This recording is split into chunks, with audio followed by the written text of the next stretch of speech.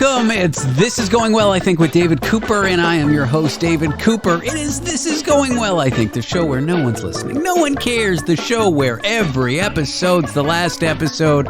Tonight, wonderful things. In about 10-15 minutes' time, we'll have Dan Riskin fresh off of the eclipse, and this is definitely the second time I've talked to him since the eclipse, because last time after the eclipse, I definitely didn't tape it. Before the eclipse, I'm going to stop saying eclipse, but you've got science expert to look forward to. And after that, what can your personality type tell you about whether you're going to be single or in a relationship or how happy you're going to be? I'll talk to a psychology who's done the work. But he's back, he's here, and he's even got a theme song. And now, live from London, England, it's foreign correspondent Tony Five.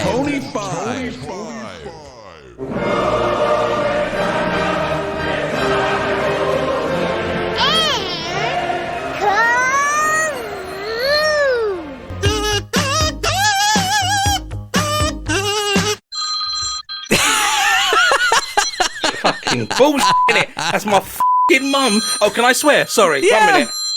Hello, mum? Yeah, okay. I'm just talking to David in America. Let me call you back. All right then. Okay. Say hello to David. Oh, she couldn't care less. How are you, mate? Do you know, that was impeccably timed by my mum. Do you not think? Couldn't have got it any better. What do you think? Man, your mom's a comedic genius. I love how you haven't been on the show for a few weeks. I have you back, and I'm like, Tony, big intro. Ring, ring, ring, ring, ring. It's your 2'8" Mauritius mother checking in on you. How are you, my friend? I am good. Yeah, I'm going to Canada tomorrow. Wow. For how long? 5 days. It's Passover, Tony. It's the Do you have Jewish to get holidays. another passport and stuff like that? Is it Passover? Didn't you just have Passover last year? Yes, I do have to have a passport because it is traveling to another country. So yes, to answer your question. Is it a bridge? There are bridges, but no, I'll be flying on a sky bridge, a plane, Tony. Oh, wow. Did you go first class? Did you go business? No. Did you go business? Did you No. go coach? Why am I paying first class for a 1 hour flight? I hate my money, but not that much. Is that all it is? 1 hour flight? Hour to 15? Yeah, it's just That's amazing. What did the Jews of Canada do for Passover? much like the Jews of the planet. We have a meal. There's this horrible like flatbread that we eat called matzah. Matzo. Matzot. Is that like a graham cracker? No, it's meant, especially if you're religious, to be so bland. But apparently there's a not quite as kosher variant called egg matzah that you're supposed to feed old people who, if they were to eat dry crackers, they would choke and die. Yeah. Oh, okay. So it's designed for the elderly and infirm, but that's what we serve because the regular stuff is inedible. It's like an egg crack. It's like a challah bread or a brioche cracker. It's quite nice. That's very fancy, a brioche cracker. I do like it. So what else do you do? Do you have a meal with all of you guys sat together, like a Thanksgiving type thing, yeah? Yes, it's a brisket. I don't know if that's traditionally, but that's what my mom will make. A beef brisket. A beef brisket, delicious. I like with burnt ends and barbecue sauce and stuff. I mean, it'll be more bland than that. I think it's just like an onion gravy. Yeah, nothing too fancy. Okay, potatoes? Yeah, potatoes, carrots, matzo ball soup, which gives us all diarrhea, but we love to eat it. It's like chicken ball soup. Chicken balls? I didn't know they had that, but I mean, I haven't done geography or biology for ages, but carry on. How have you been? What have you been up to? Nothing much, actually. It's been a busy week. I am actually going on a cruise next week, young David. Oh my God, where are you going? To Heart of Darkness, Alaska? So it's not a gay cruise. I did double check, but it's actually, I fly from London to Rome, and then I go from Rome all the way around some little islands, Italy, Spain, Croatia, and then I land back in Barcelona and I fly back. And I'm fancy for eating $2.99 egg matzah. Well, I'm going down in the lower class. I'll be basically rowing. But apart from that, yeah, it's pretty cool. I'm actually looking forward to it. I've never been before, so that'll be kind of fun. Never been on a cruise? 10 days. Never been on a cruise, dude. I haven't been on one in about 20 years. I went on one just as I met my ex-wife when I was 19. I remember we were hanging out a lot, and then I went on a cruise, and then we came back, and the rest is history. Was it fun? It's fun, I guess. The food, maybe yours is different. I would actually recommend one that is not all you can eat, where they actually have to apply some basic economics to the quality of the food. I was going to say, if it's buffet food combined with a lot of American people, it's an American kind of cruise line, it's not going to be good, is it? No, I would have, I mean, my parents were paying. I was 18. Yeah. But if I were an adult, I wouldn't mind going a bit cheaper where you actually pay for your food, because then they have to make it good. Otherwise, no one's going to order it. You know, no one's going to get the filet mignon if it's garbage. Now, this is from zero experience. Sounds Spanish. I like it. Carry on. The food was just, ugh. But really? Was that bad? It was that bad. We went on 2 family cruises, one when I was 13 and one when I was 18, one for my grandparents' 55th wedding anniversary. Yeah. And the other for their 60th. But the one I went when I was 14, I still get made fun of because I was down, maybe I was 13, I was down at the buffet, as you call it. Yeah, Buffet the Vampire Slayer. Carry on. Buffy, we call it. Buffet. And I don't know, I'm 13 years old and I can eat anything. And what do I see in the fridge? A delicious carton of chocolate milk. Of course I'm going to drink that. Right, and then? And then I go to the buffet and what do I see? All you can eat shrimp. So of course I'm going to make myself a plate of shrimp with cocktail sauce. So I'm sitting there by myself, loving life, eating shrimp, drinking chocolate milk. And my family, rightfully so, points out that this is the most vile combination anyone could ever make. And they still make fun of me for it. That sounds pretty decent, though. I like chocolate milk and I like shrimp. So, I mean, I'm all right. I'm already all right, to be fair. I'm always a bit worried. Well, a couple of fears, right? So I've had to pay for all the tips up front, right? And you guys in America have this tipping culture. And I don't know what the etiquette is. So I don't know, because they live on a ship, do I give them a life rope? I don't know what to do. Do I make eye contact with the servants? Do I They're talk not to servants, them? first of all. Don't call them servants. Okay, the black people on the boat. Do I engage with them? What do I do? Maybe you should put on a uniform and go into staff quarters. Do you think they'd let you down there? I think I might try. I would like to try and drive the boat if possible. Are you going to be? Always wanted to do that. Is it ethnically segregated? Are you going to be the only black person on there? It's the apartheid cruise. Have I not told you about that? It's only second to the Disney cruise. Have you never heard of that? It's called Amistad. I'm going on. There's got to be popular black cruises, especially for black communities in the US. I feel like people vacation together. They have it around Brooklyn, David. I'll be honest with you. When I went there, I didn't see any cruise ships. I just mean I don't know. Okay, fine. And the more I go down this road, the more racist I'm I know. Why do you do that? You know it's a dead entry, and you'll never go anywhere further. I just find it. Yeah, I find that I'm going to be trapped on this vessel for 11 days, and it's really weird. Oh my god, is it gonna? But it's landing port to port. I mean, you can get off. It is, yeah. So one day you're at sea and then you go back, and then another day you're at sea and then you're back, and that's pretty cool. I mean, you could try like international drug smuggling, couldn't you? Going from port to port, that would be pretty cool to do. You could try it. I wouldn't recommend it. No. Well, I'm not doing it. I'm just saying it'd be quite cool to do. But yeah, it's my first experience. I thought I'd go whole hog and big balls in, and yeah. Have you spent much time on boats before? Because are you sure you're not going to get seasick? No, can't swim. Sometimes when I'm talking to you on my swivel chair, I feel a little bit nauseous. Are you scared of swimming or you just can't swim? Both. So I'm scared for the fact that I can't swim. Way to play into stereotypes, Tony. I know, right? But I tell you what, throw me a piece of chicken, I'm right out of that pool. Well, I understand compounding interest, so I'm playing into the stereotypes of Jews as well. So we all have our... Yeah, we're thinking. You remind me, right? I always look at you, right? And there is this famous filmmaker, right? Don't tell me, right? You look now I look at you, you remind me, and it's that guy, Woody from Toy Story. I thought you were going to say Woody Allen. Well, I'm not a child molester, but I do have similar vibes to Woody Allen's I don't think character. Woody from Toy Story was a child molester. If he was, I mean, it's a great... That would have been a great Toy Story. It's a great place to be, hiding out in a toy chest. Toy Story 5, The Pedophile's Return. Oh, boy. Well, we already were cancelled, so... Yeah, exactly. So how are you? How have you been? How's the show going? The show's going okay. It's going okay. It's a show. Do you have any listeners? Yeah, I mean, there's a singular listener. Yeah. Okay. If anybody would like a postcard from the boat, please do let me know. And I will get a postcard and send it to you. Send it to David at david.com/David. Okay. Is that your email address? Yeah, it is. If anyone wants a postcard from Tony, email me your email address, david@jew.pizza. It is good to have you back here. It's good to be back, David. I've missed you terribly.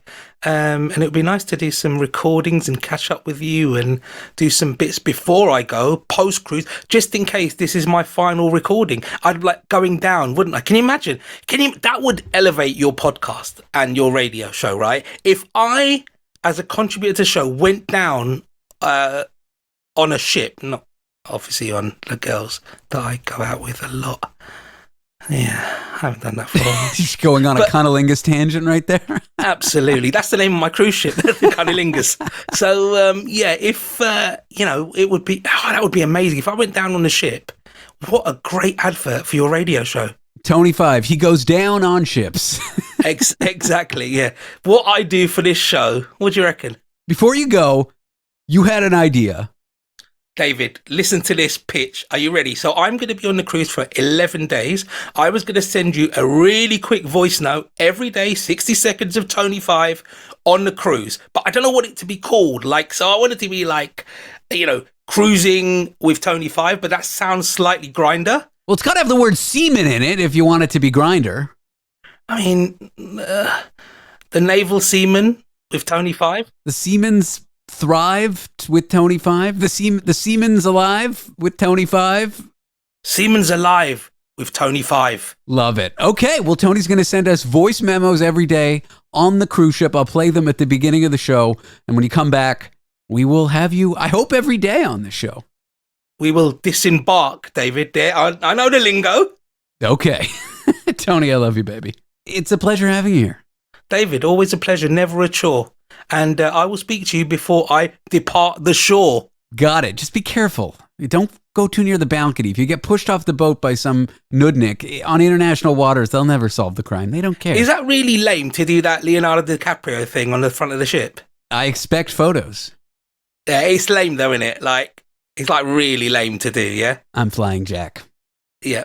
All right, mate. No, I was going to just paint myself naked in a boat somewhere. Go into the cargo hold and paint yourself naked? Like a French lady. There he goes. Tony 5. Coming up next, Dan Riskin to discuss how amazing the eclipse was. Stay with us.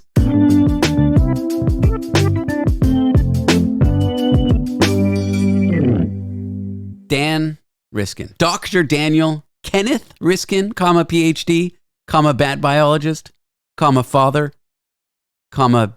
crane operator. Yeah, I'm all those things. I'm also a very savvy style expert, and I can see, because we're talking to each other through a web device, that you got a haircut. I did, and also I told you I was going to be a little late to this because I had a haircut, which may have also tipped you off. Thank you. I looked like as they say, a schlub earlier in the day, and now I'm feeling sharp. What is it? Does it just remove the L so you go from looking like a schlub to looking like a chub? I don't know what a chub is, and isn't that... Chub was a slang for erection in my neighborhood when I was a kid. So that's British slang, and they call a half erection a semi-chub. I'm surprised you wanted to go right into the blue stuff. I just was wondering schlub. I guess schlub just sounded enough like chub that I don't know. Maybe it's just one of those days. Chub could be an affectionate nickname for someone who's overweight and kind of like proud of their body, as they should be if they want to be. Sure. It's your body, your choice. Yeah. I'm just looking. Or if you're just semi-chub like me. Semi-chub. I'm a little bit chubby, but not totally chubby. So I'm a semi-chub. My nickname in university was soft serve because I'm bad at sex and I like ice cream. That was a joke straight from my act. Yeah. That's good. That's good. Yeah. That's good. You should keep that in your act. I think that works. Remember when I did stand-up a few weeks ago? That went terribly. Did I tell you about that already? Yeah, you were telling me about how bad, because we talked right before you went, and I was trying to psych you up, and then the next day you're like, it did not go well. I told you the material, and you do that thing when you like someone, you see the best. So the first time I ever did stand-up, obviously, it's like, imagine I'd never played the piano, and I'm like, I'm going to be a concert pianist, and then I got into a hall with a grand piano and a bunch of people on the violins or whatever, and I sit down to play, and all my friends and family are there. They're going to be like, that was great. That's what happened to me the first time I tried stand-up.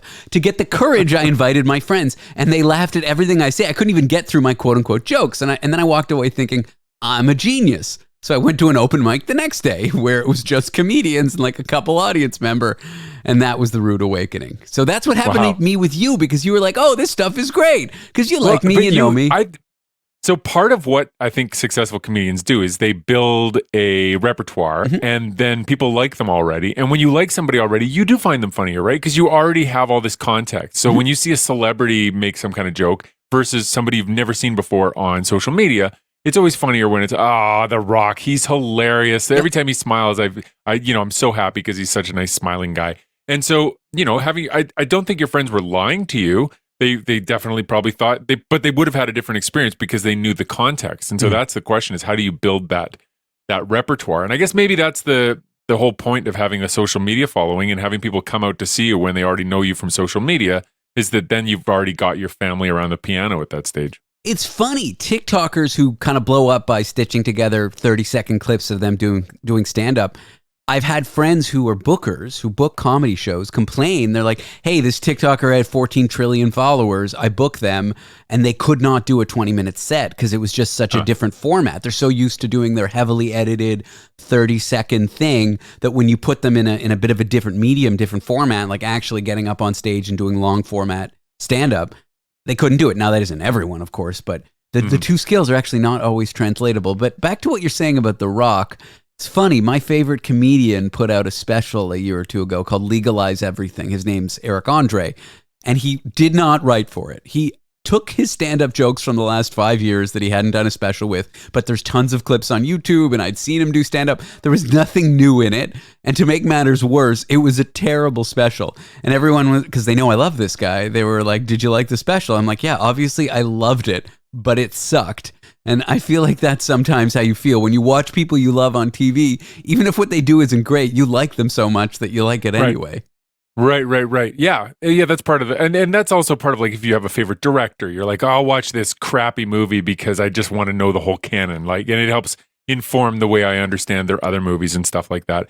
But, I think that's maybe in a weird way that is a reflection of how our passions sort of carry us through the lulls. Like, I've been thinking a lot lately about, what gets people out of bed to do the things they do for their jobs. Like, most people aren't comedians. They do other things that are, maybe they work for like a pharmaceutical company, or maybe they're like an administrator for a city planning thing or whatever, or they're, writing a textbook about bats. That's me, or whatever. You're going to have days where you like get to do the fun parts, and then you're going to have days where you're like, I got to like organize this stupid spreadsheet and it's not going to be all that fun. And I feel like it's the same thing, right? You love the comedian, even though they weren't that funny that time, you're still glad you went and saw them. And that's a little bit what it feels like to work on that spreadsheet for the book, because you're excited about the parts of the project that you enjoy.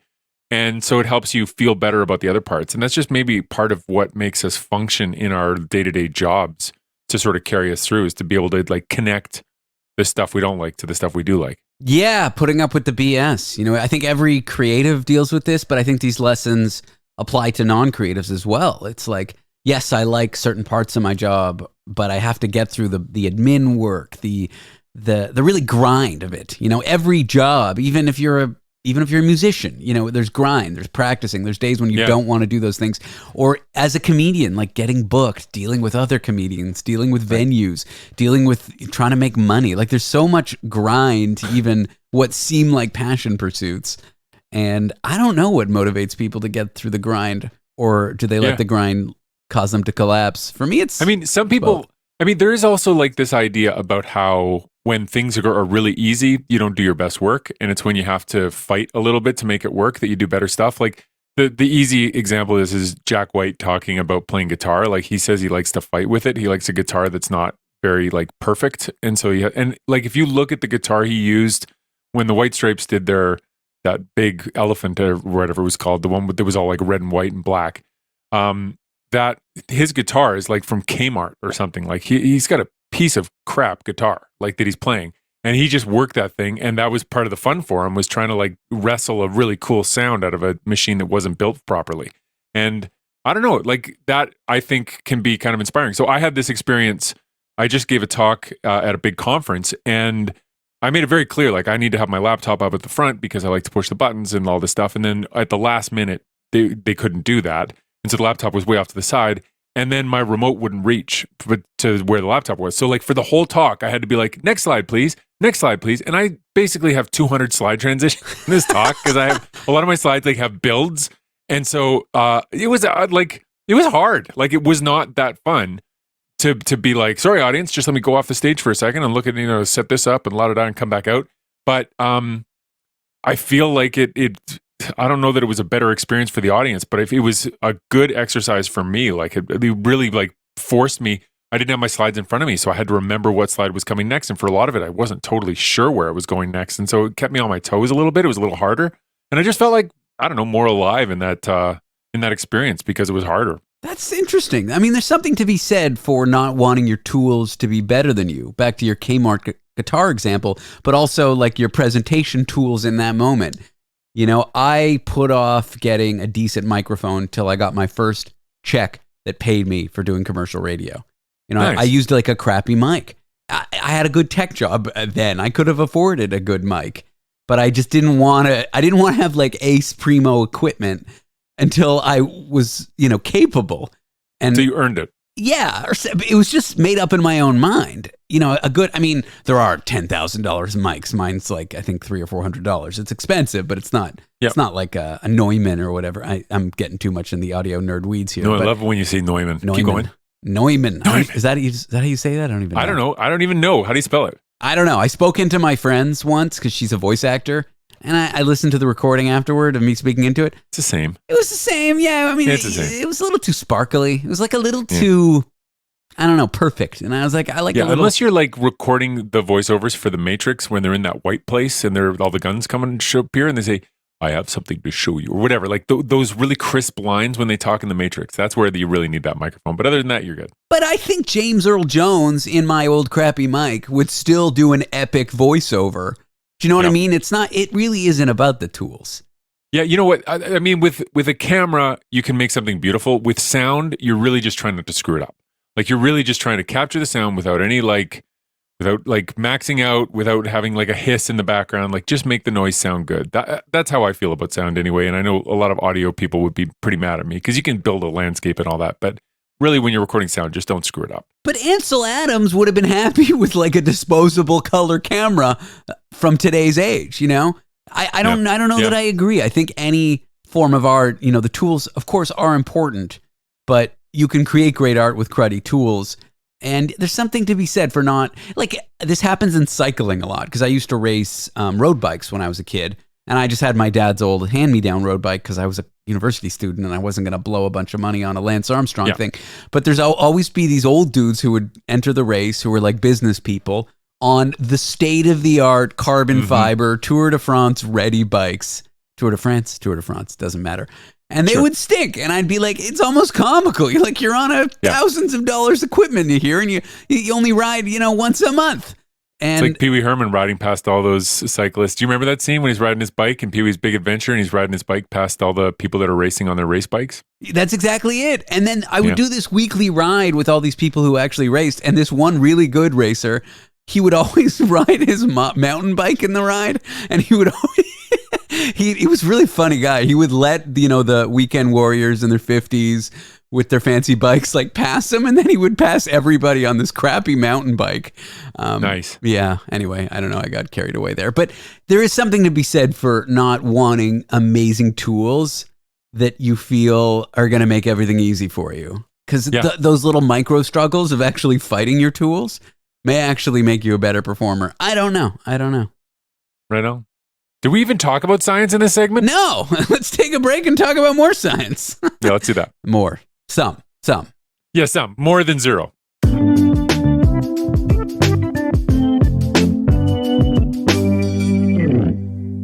We are back with Dan the Science Man to talk only science, because all we ever do is talk science. We don't just kibitz. We don't just BS. We don't just do stream of consciousness odysseys. Nope.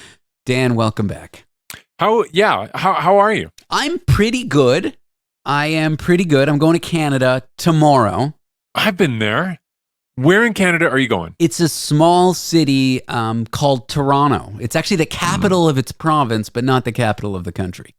Okay. Do they have any tall buildings there?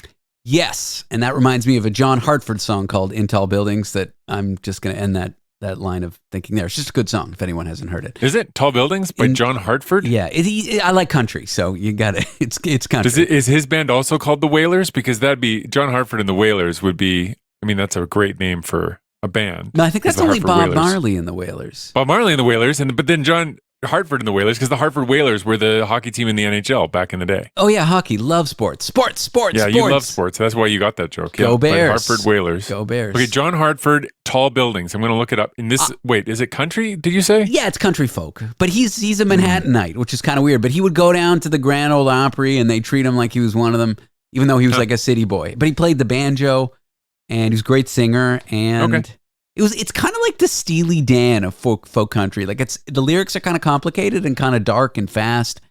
And is it true that Steely Dan is named after a vibrator? Maybe. That I don't know. I know that they're not named Steely Dan. It's not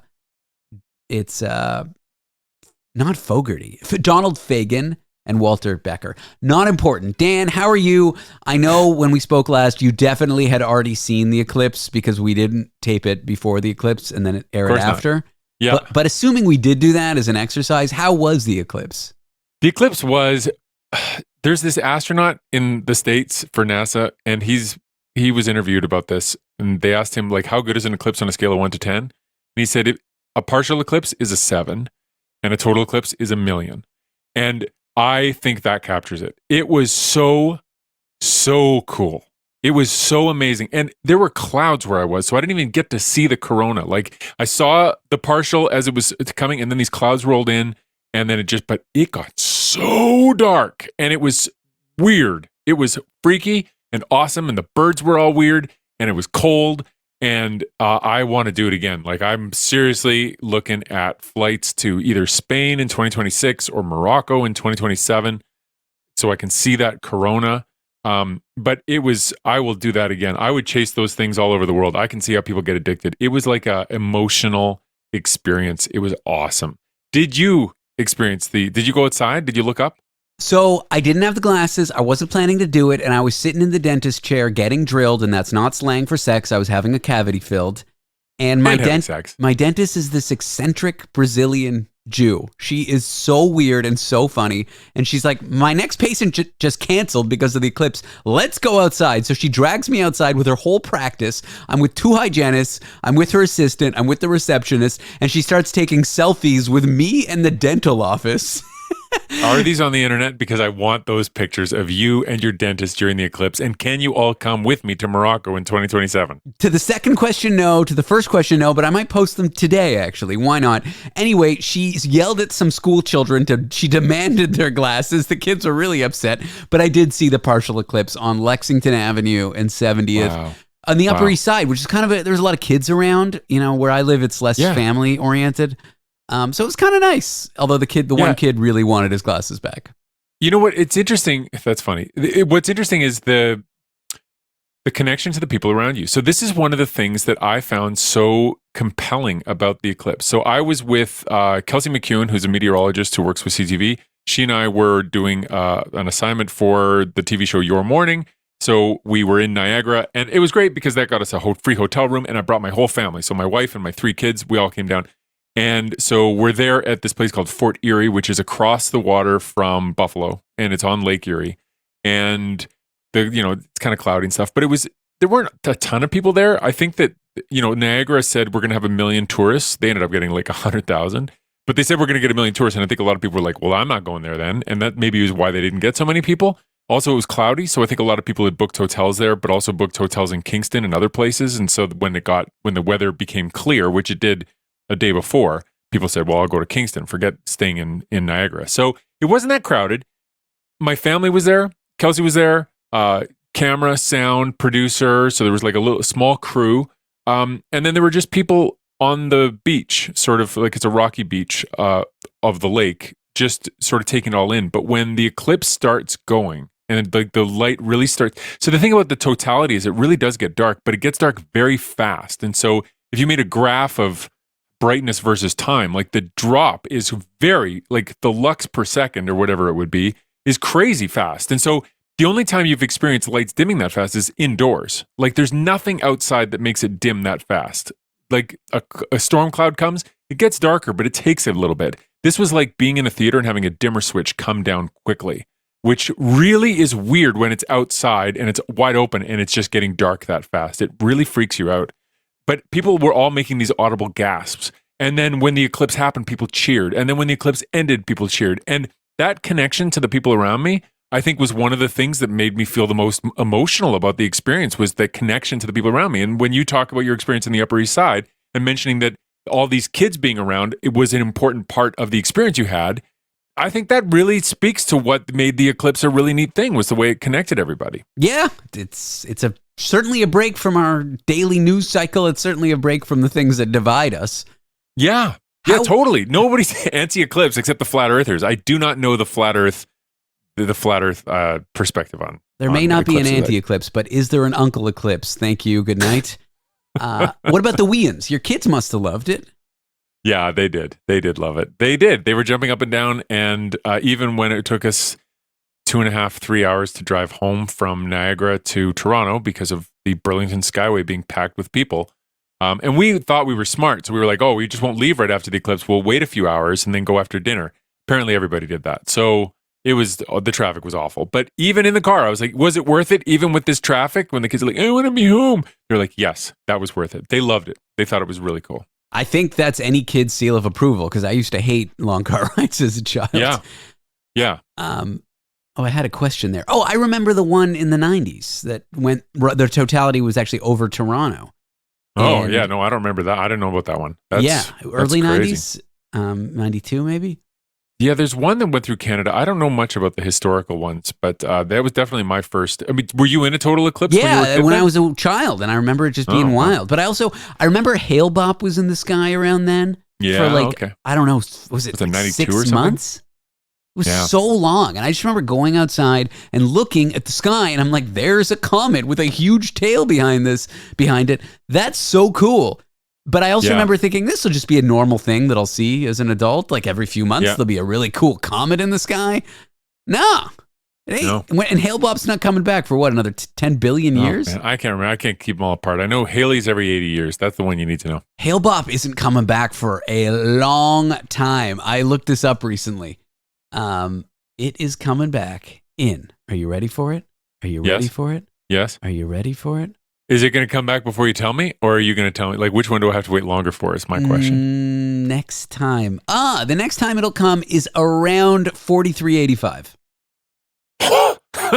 Okay, that's longer than I expected. Mm-hmm. I thought you were going to come back with like 100 years. But it's got an orbital period of 2,500 years. And it was seen in like, I don't know, last seen in... ancient times? Yeah, BC. It was the last time it visited was before... our Lord and Savior, Jesus Christ. Amen. How do I do the cross? Up, down, right, left, down, up, right, up, down, left. It's pretty cool there's this other astronomical thing. We only have like a minute left before we're supposed to stop talking, but there's this other astronomical thing where there's going to be a nova. So there's this place where two stars are kind of close to each other, and one of the stars leaks gas onto the other one, and then it blows up every once in a while. And so what you end up with is this bright star in the sky where there wasn't one, and then it goes away after a week. And this happens I forget the period of it. It's every 80 years or something like that, or I can't remember the number. But apparently it's supposed to happen this year. There's been some activity there. So we may get another spectacle in the sky. It'll be the size of a star. It'll be a tiny dot, but it'll be bright, and it will be in the night sky where there currently is not a star dot. Supernovas That's cool, yeah. Yeah. This was just a nova, not a supernova. Oh, funny. I didn't know there was a difference, but a supernova is an exploding star. Novas can sometimes be an exploding star, but sometimes there are other mechanisms that can make a nova. All it is nova just means new, because it's like a new star in the sky. And a supernova is like, whoa. And a supernova, like one happened in the 1600s, you could see it during the day. Can you imagine a star that you could see during the day? Wow. Yeah. I remember as a kid learning about critical mass, which is that once stars hit a certain size, they have to blow up, you know? And that's what it is. It's like this critical number of mass. I don't know what it is, but once a star gets that much gas and that much density, it has to blow up because, I don't know, physics. And I just remember learning about that. And it's the same, what's the There's around a black hole. Like once you cross the line, Event horizon. event horizon. Once you cross that line, you're getting sucked in, Yep. and you can't see what's out. You can't see or no, you can see out, but you can't see in past that line. Yeah, I guess you can see out. I've never thought about what it would look like looking out from a black hole while you were getting sucked in. Well, all the light from the universe Yeah. is getting sucked Coming in, in. so you can see that light getting sucked in. Maybe, I don't know. Maybe Yeah. it gets bent so badly you can't see it. But in Well, theory, you're getting bent so badly that your eyeballs don't work. That's one thing that's that is happening. also true. In theory, you could. We're over time. Dan, we didn't mention one. Well, we did mention science stuff, but not. Yeah, we any, talked about the eclipse. I think we could check it off. It's a check mark. All right. It's a shame we didn't discuss all this stuff when we met before, because we definitely met after the eclipse. Right. This is our first conversation. Yes. No, our second conversation since the eclipse. Yes. Because we did definitely meet after the eclipse one time. Definitely didn't tape it before and then Nope. put it out after. Dan, we're- always a pleasure. We would never do that. Always a pleasure. I mean, not always. This time. This time, yeah, we've been adversarial before, and Pleasure. I hope sometime we'll be adversarial again. Go screw yourself. Now, before I go screw myself, and thank you, Dan, we are going to talk to a psychologist, PhD candidate, about what your personality type can tell you about whether you'll be single or alone. And by that, I mean single or in a relationship. I definitely read that copy correctly. So stick around for that.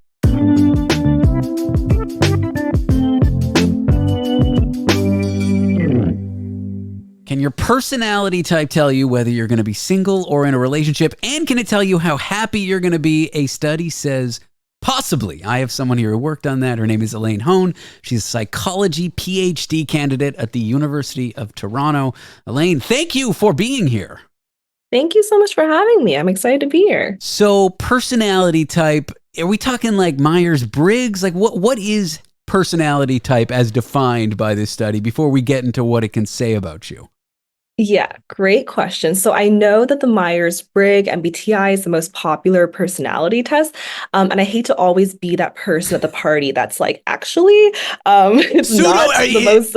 Is it pseudoscience? Because that's my understanding. I just didn't want to insult you because you're the expert and I'm not. Yeah, unfortunately it is. That isn't to say it's not a fun test. That could still be, fun to share with your friends. But when it comes to personality psychology, there is actually an entire sort of subfield dedicated to validating measures of personality. And the most sort of popular model of personality is the Big Five model, which consists of extroversion, which a lot of us know to be those who tend to be more outgoing and sociable, as well as neuroticism, which is sort of like those who are higher in negative emotions like anxiety and depression. Are you picking on me right now and singling me out? You're making me anxious. But... I mean, I just happen to choose those out of the five, but... Okay, keep going. What is as rigorously defined by a psychology researcher, what are personality types? Yeah. So they actually spelled the acronym OCEAN, making it a little bit easier to understand. So we talked about extroversion and neuroticism, which is the E and the N, but we also have openness. So imagine a sort of hippie type of archetype, someone who is really open-minded to trying new things. They're really curious. They love to learn. So that makes up the O in the OCEAN acronym. And conscientiousness is someone who is sort of really organized, the sort of type A personality that you might often hear about, really responsible.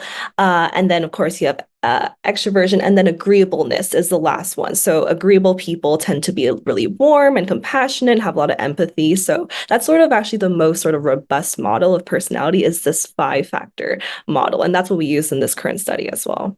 Got it. I do feel singled out when you say hippies. I do go to Burning Man. That's not important. So what can your measure, if that's the right word, in these 5 areas? Tell us about whether we're going to be single or not. Like, how do you investigate this, and how do you relate it to whether people are going to be in a romantic relationship or not? Yeah, so I won't take credit for this model because it actually took decades for personality psychologists to even settle on a sort of universal model of human personality. So this is a model that sort of existed for a while, but yeah, we adapted it and sort of applied it to our current study. And in terms of prediction, we couldn't say that with our study because I guess it's not a sort of longitudinal study in that it only takes place in one point in time. So we can't really say like, hey, you being a sort of like really anxious hippie person, you are going to be more or less likely to get into a relationship or not. So we can't say that with our current data. But what we can say is that we did find personality differences. And the biggest difference was in extroversion. So we found that people who were single tended to be lower in extroversion, or in other words, more introverted. And we also found some smaller effects, such that people who were single tended to be a bit more neurotic as well as a bit less conscientious. So I've had some sort of singlehood advocates sort of come at me a little bit to say like, hey, aren't you sort of picturing or painting singles as this sort of immature personality profile? You know, you have someone who's like, you know, a little bit shy and timid. They're a little bit high in like neuroticism. So like a bit anxious and depressed. And also they're irresponsible now too. But you know what? I will say there's potential age differences. So that's another potential thing that could explain what we're finding here. But yeah, I guess that's sort of the gist of what we found. And I guess it's up to you guys or your listeners to really think about how that might apply in their own life as well. Well, you're not singling these people out. You're researching. I assume you have a hypothesis without a conclusion already, and then you survey them, poll them, interview them. Not quite sure how it works, and then you come up with the findings. Right. Yeah. In terms of methodology, I mean, I feel like this stuff is really interesting, but it's like a lot of people do think it's like sort of pseudoscience, but no, there are entire like degrees and fields dedicated to actually studying this and applying the scientific method to it. And the way that we actually study it is we just essentially survey people. So we typically survey online participants, and we usually just sample them from international pools. So we have people from essentially all around the world, and we usually get pretty large samples. So in our current study, we have about 1,800 people total. And we essentially just administered these measures that have been validated. So we're not giving them the MBTI measure, but we essentially ask them about their personality and their well-being, their relationship status, and then we use a whole bunch of fancy statistics to be able to actually find links and associations between those. Okay, so we got relationship status. What about sexual satisfaction? That's something that you measured against. Who are people, or what are the archetypes, personality types, I'm not a psychologist, that lead to higher sexual satisfaction and then not so much? Yeah, so in our study, we actually didn't necessarily find super big links with sexual satisfaction. So it was more about the personality differences more than the well-being sort of relationships. But what we did find was that if you think of sort of life satisfaction, right, which is typically a sort of like general measure of like just generally how happy are you? So if you think of life satisfaction as a sort of pie, we found that personality made up more of that pie than someone's relationship status. So it's almost like, you know, if you really wanted to put your bets on like what would make me happier, like, you know, my sort of personality or getting into a relationship, is probably going to be your personality. And so a lot of people who think that like getting into relationships is going to be your sort of end all cure all of like, you know, this is going to make me the happiest man in the world if I just get a girlfriend or something. That's not necessarily the case. And I guess in this case, science is really showing that it's not really a relationship status that's really explaining life satisfaction and how happy you are. It's a bigger part of it is your personality. I don't mean to use a fancy word, but being a divorcee, I can tell you, being in a relationship, it's got to come from you. If you're putting it on others, you know, this is my anecdotal conclusion, but if you're putting your happiness on others or things that others control, you're setting yourself up for a real trap there. But the things that are within your control, which is, I guess, your personality, or maybe I'm wrong there. Is a personality in someone's control? You know what? That's a great question. There are some top personality psychologists in the field who don't think that personality ever changes. And there are, you know, I would say maybe like the newer generation of personality psychologists who do think that it can. And I guess fall into that category. I think that personality can change. The thing is that I think all agree on, old or new personality psychologists, is that there is this thing called rank order stability. So basically, compared to everyone in your sort of like birth cohort, you're probably going to stay more or less stable in terms of your level of personality. So if you compare to, you know, your group of high school friends, if you were always the super neurotic person, you're probably going to continue to be relatively the super neurotic person as you sort of go on in life. So that we know. That isn't to say that people can't make drastic changes in their personality, but there is a sense of stability to it. But yeah, I agree with you that it's like, you know, if you are a miserable person, you're going to be miserable single or in a relationship, right? And I hear a lot of stories of people saying like, oh, I've had 100 failed relationships, like, like men or women, they suck. Well, you know what? The only constant in all those situations was you. So yeah, it's like the old cliche. If everywhere you go, everyone else is the problem, you're the lowest common denominator. exactly. You know what? I tend to agree with you. I think if you're a deeply introverted person, a deeply anxious, deeply social, a person who has a lot of social anxiety, you can force yourself to get out there. Like you can do things like, I don't know, Toastmasters, go to an improv class. Like you can make those changes. And just like that, that's the kind of stuff that's within your control. And that's the stuff that you say, and make sure I'm not misquoting you. That's the stuff that can really contribute to your happiness, not whether you're in a relationship or not. Exactly. And I will say that for people who want to get into a relationship, that yeah, absolutely putting yourself out there could be one good step. But I think that and the reason why we do singlehood research is because there's more and more people that are actually choosing to stay single who don't want to get into a relationship or don't want to get married. And we see this like growing demographic. Part of it, I think, is like economics. Like, it's just more expensive to get married nowadays. And so, and to have kids, and to find a place that you could raise a family in, because God knows that rent is so expensive. And so there's a lot of sort of drivers that are, pushing people to decide to be single or unmarried. And so I think that's an important demographic to study. And there's a subset of those who actually genuinely don't want to be in a relationship. So I think that this is sort of like a message to all that if you don't want to be in a relationship, then that is okay too. That like, again, relationships are not the cure-all to your happiness. Were there any exciting takeaways from this survey of over 1,800 people that you were trying to correlate relationship status with personality type? Were there any interesting findings or things that surprised you? Yeah, I guess I would say that honestly, the big finding of that, like, singles tend to be more introverted was surprising, especially because a lot of my sort of existing understandings about singlehood were sort of catered from media depictions. For example, like, the like movies and shows like Sex and the City or like Trainwreck really depict singles as these sort of like wild animals who love to go partying and socializing and going on like all the hookups possible. But I feel like our data are really showing that that might not be the case. And I think that's surprising as someone who has sort of always been in relationships. I always kind of, the grass is greener on the other side. I was like, man, how fun would it be to be single and like sort of, socializing and going on all these crazy hookups and parties like all the time. But I don't think that's what the data is necessarily suggesting. And it's interesting that there's sort of parallels to existing work as well. Like, for example, books like Quiet by Susan Cain, where she talks about how introverts are sort of undervalued in society, and like we live in a society that's sort of built for extroverted people. And I think similarly, we live in a society that's built for people in relationships, and there's so much centered around relationships and so much centered around socializing and being extroverted. But there's a lot of people who don't necessarily fit into those categories, and I think those are equally valid lives. It's funny. You say the grass is always greener on the other side. I'm thinking of my old psychiatrist. Whenever I'd make life changes and say I'm still unhappy, she'd say, everywhere you go, there you are. Elaine, thank you for going over this with me. Thank you for your time. You're so welcome. Elaine Hoan, she's a psychology PhD candidate at the University of Toronto. And that is our show. Thank you for listening. I'm going to be out Monday and Tuesday. No show, but I'll be back Wednesday. I'll be in Toronto, Canada, celebrating Passover with my annoying mother. So thank you, thank me, thank my mother, and thank the good Lord Jesus Christ, our Savior, because I think that's what Passover is all about, probably. So see you on Wednesday.